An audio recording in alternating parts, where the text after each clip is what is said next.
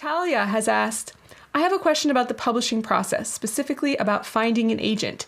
Is it best to go after a newbie agent or a more established agent in an agency? I guess I'm wondering what publishing houses are going to respond best to.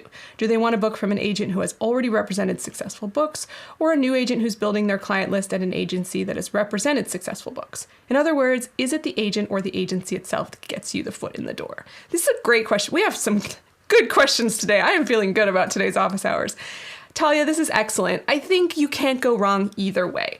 Here's the thing. New agents who are at successful agencies have the clout of the agency name that goes along with that. So they're not just, if it's a new agent who is starting a brand new agency, then yeah, maybe you might have a little bit of a disadvantage because editors won't already know them.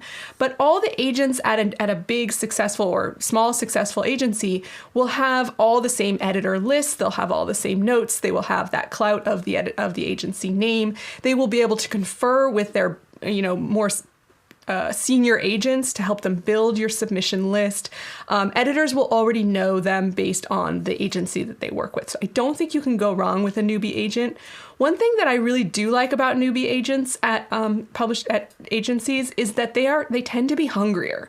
They're looking to make a name for themselves just like you. So they're really like hoping to nab that first big sale. And so if they think your book is something that will work, they're putting a lot of hope into that book, and I think they might just work a teensy bit harder for you because their name is on the line as well. Versus a, more established agent who has a lot of big clients, your book, if it doesn't sell, they might be like, oh, well, I've got these other things going on. So I think that's why I like newbie agents. And I will say my very, very first agent was exactly what you're describing. She was a new agent. I was her first client, but she was at a very established house.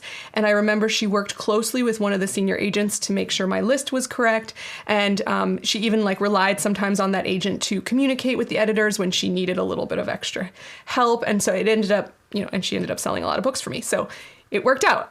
So don't be afraid of them. I think the agency name is more important than the agent's name as a general sense, as a general rule. If you enjoyed this video, we've got a lot more on writingmastery.com. Check the description for links to our blog, free writing tools, and more. Happy writing.